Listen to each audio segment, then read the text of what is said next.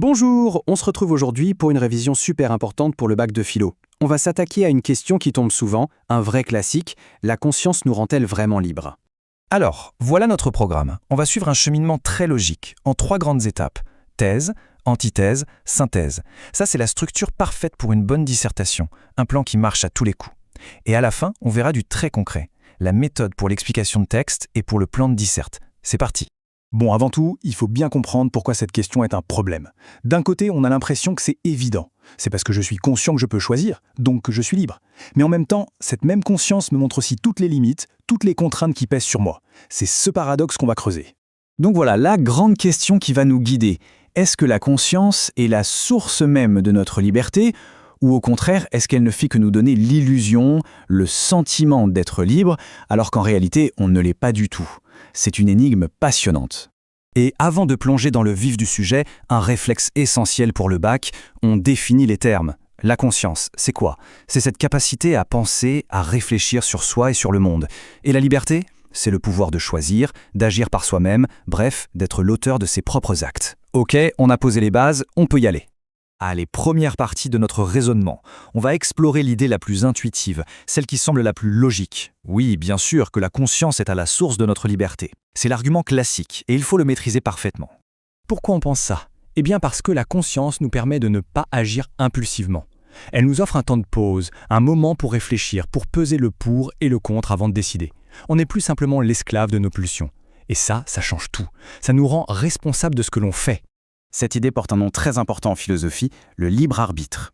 Le grand champion de cette théorie, c'est Descartes. Pour lui, le libre arbitre, c'est le pouvoir immense de notre volonté de se décider, de dire oui ou non, peu importe les pressions. Et c'est la base de toute la morale. Si on n'a pas le choix, on ne peut pas être jugé pour nos actions. Bon, cette vision est belle, mais est-ce qu'elle est vraiment réaliste? On passe maintenant à la deuxième partie, l'antithèse. On va voir des arguments beaucoup plus critiques, qui suggèrent que ce sentiment de liberté pourrait bien être qu'une simple illusion. Et pour commencer, cette citation de Freud est une véritable bombe.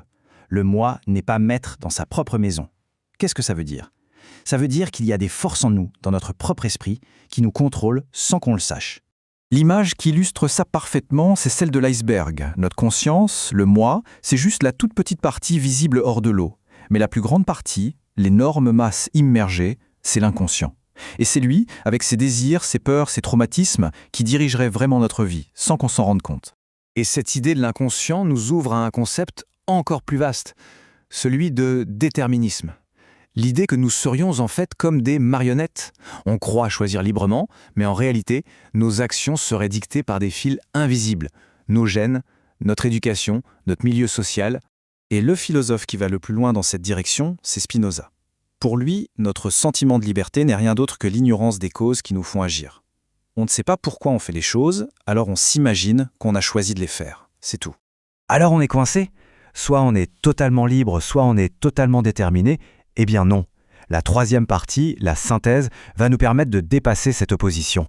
On va voir que la conscience, qui semblait être le problème, peut en fait devenir l'outil de notre libération.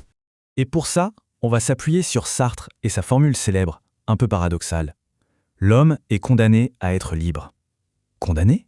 C'est étrange, non? La liberté serait une sorte de fardeau? En fait, l'idée de Sartre est radicale. Pour lui, il n'y a pas de nature humaine prédéfinie, pas de mode d'emploi de notre vie. On est jeté dans le monde et c'est à nous de créer notre propre chemin, de définir qui on est par nos choix. C'est une responsabilité immense et c'est pour ça que ça peut être angoissant. Et Sartre a un mot pour décrire l'attitude qui consiste à fuir cette responsabilité, c'est la mauvaise foi. C'est quand on se trouve des excuses, quand on dit « Ah, mais c'est pas ma faute, c'est à cause de mon éducation, de mon inconscient ». Pour Sartre, c'est se mentir à soi-même pour ne pas assumer qu'on est libre. Ok, on a fait le tour des grandes idées. Maintenant, passons à la pratique. La méthode pour le bac. Comment on s'en sort avec l'explication de texte? C'est simple, il faut être méthodique. Il y a 4 étapes à suivre. D'abord, une intro qui présente tout, l'auteur, le thème, la thèse. Ensuite, on explique le texte, ligne par ligne, en suivant sa logique. En troisième partie, et c'est crucial, on discute la thèse. Est-elle pertinente? Quelles sont ses limites? On fait appel à d'autres auteurs. Et enfin, on conclut en résumant l'essentiel. Maintenant, l'épreuve reine, la dissertation. On va construire un plan type pour notre sujet en reprenant exactement la structure qu'on vient de voir ensemble. C'est un modèle en or, ça. Regardez ce plan dialectique. En première partie, on dit oui, la conscience est la condition de la liberté, avec Descartes et Kant. En deuxième partie, on dit non, Ou plutôt, attention, cette liberté est limitée, voire illusoire, avec Freud et Spinoza. Et en troisième partie, on dépasse l'opposition. La liberté est une conquête permanente, et c'est par la conscience qu'on peut y arriver, avec Sartre. C'est un plan solide qui montre que vous avez nuancé votre pensée. On arrive au bout. Alors, si on devait résumer tout ça en une seule idée, une seule phrase à garder en tête pour le jour J, ce serait quoi? L'idée clé, c'est celle-ci. La liberté, ce n'est pas un état de fait, ce n'est pas magique, ce n'est pas vivre sans aucune contrainte, non. Être libre, c'est une lutte, une conquête. C'est prendre conscience de ce qui nous détermine pour justement essayer de s'en détacher, de jouer avec. Et je vous laisse avec une dernière question pour prolonger la réflexion.